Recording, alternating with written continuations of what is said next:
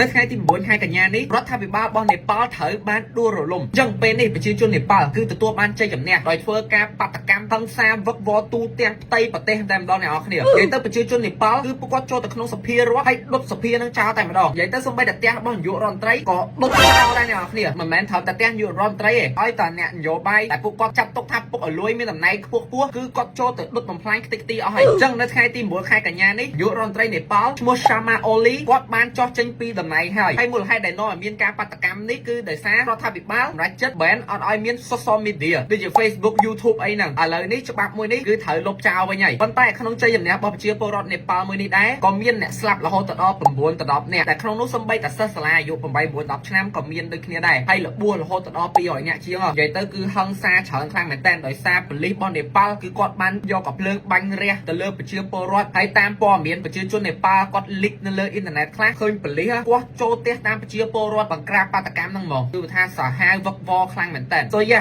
ចឹងសង្ឃឹមថារឿងមួយនេះចប់ហើយប្រទេសនេប៉ាល់គឺចាប់ផ្ដើមមានសន្តិភាពវិញមិនថាប្រទេសណាទេគឺចង់ឲ្យពួកគាត់មានសន្តិភាពទាំងអស់គ្នាយ៉ាចឹងបងប្អូនយើងគិតមិនដែរចំពោះរឿងមួយនេះហើយបើមានអីថ្មីទៀតចាំខ្ញុំអាប់ដេតអ្នកនរគ្នាចឹងកុំភ្លេច follow Facebook TikTok វិញនេះផង